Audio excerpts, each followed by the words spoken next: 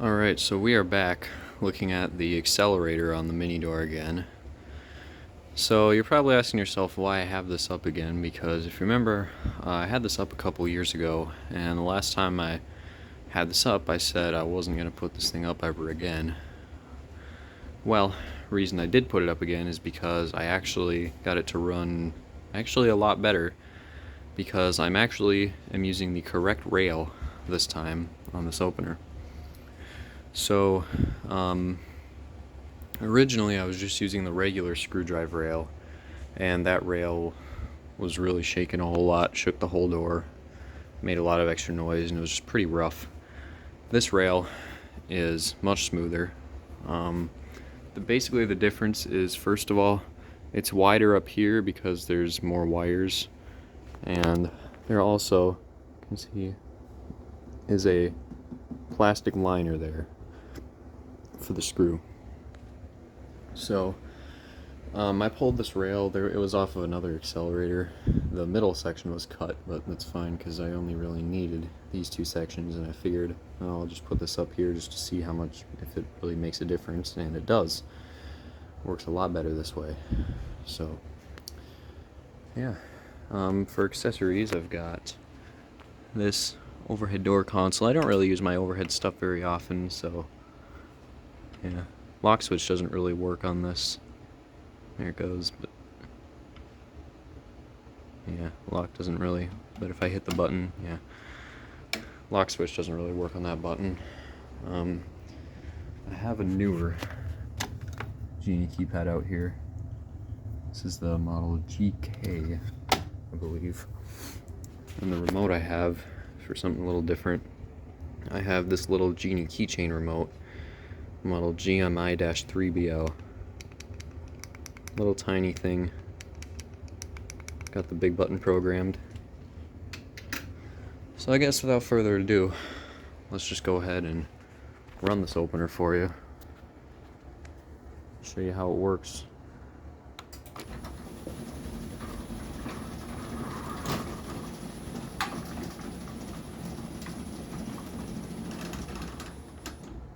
It does still shake a little bit, but it's much improved over the last time I had this up.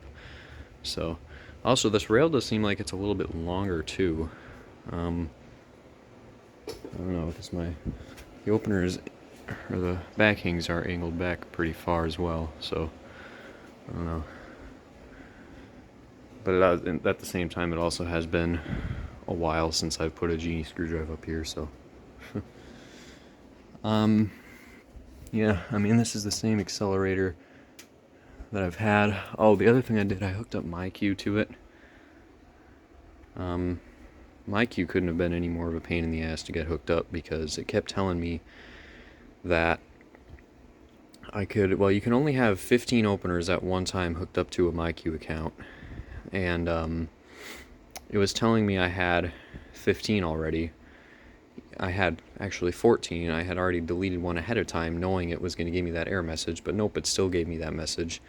I had to delete like 6 or 7 openers before it would actually let me pair this thing, and it was telling me that it was trying to get me to upgrade to MyQ Commercial, which I don't quote me on this, but I would imagine that would probably be something they want you to pay for to use. One of their little schemes to make more money, probably. But yeah, so anyway, I guess we'll run this from inside here. Hit the button again.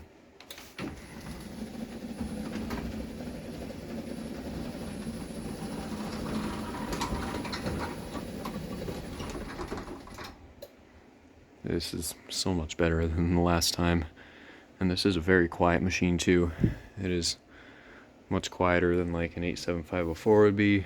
It's quieter than that thing is. So yeah, yes, I have it mounted to the side of the header bracket, so it's not perfectly on center.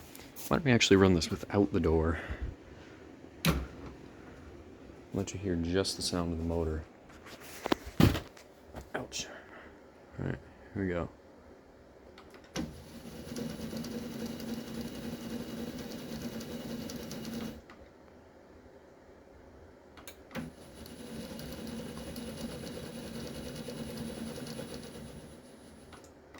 You can see it actually did slow down on its own there, so there is some kind of run timer that figures out how long it's been running for. And it might, now that I've been running without the door, it might... I thought, well, here, let me hook this up. Make sure it's on the limit. Now that I have it on the limit again, it might move a little bit slower because it might want to learn the limits again. Let's try it. No. Maybe not.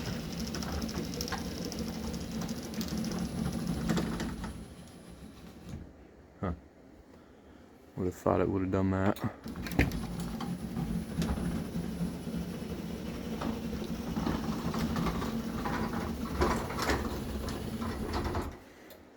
I swear, if one of these light bulbs is going out again, because I just replaced one not that long ago. Okay, well, anyway, yeah, so there that is. Why don't we just run it a couple more times? Why not?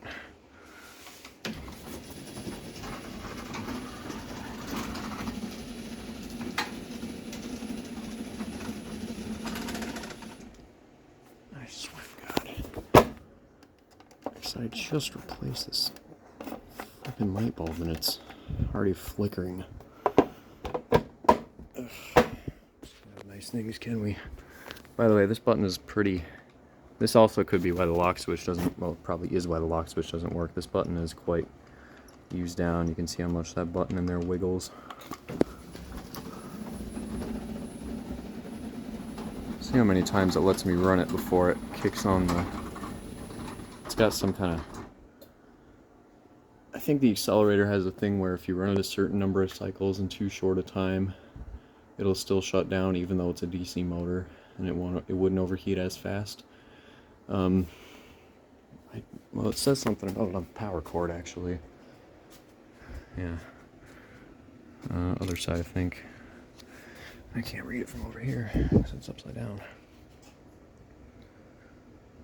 Equipped with thermal protection, blah blah blah. I don't know.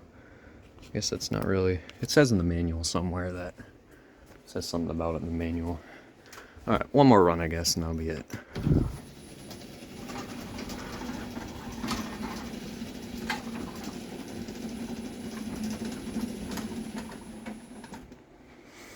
So yeah, I mean, as much as people like to hate on the Accelerator, if you slow them down, and if you have the right rail on them, they're actually pretty good machines. You know, I'm honestly thinking I'm probably going to leave this one up for a while, honestly, because I like it up here. It runs actually pretty decent now, but I have the right rail for it. It's quiet, it's smooth, it has soft start and stop. It's you know, these are powerful. They're pretty powerful. It's got a pretty big motor in it, especially compared to, you know, that thing. This thing is definitely more powerful than that. You know, I just like Genie screwdrives, so yeah, thinking I'm probably going to leave this one up for a while. So anyway, let's come out here and run it down one more time, and then I gotta go.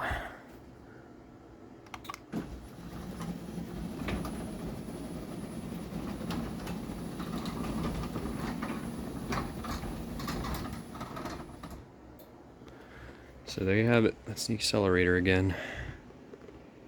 Thanks for watching.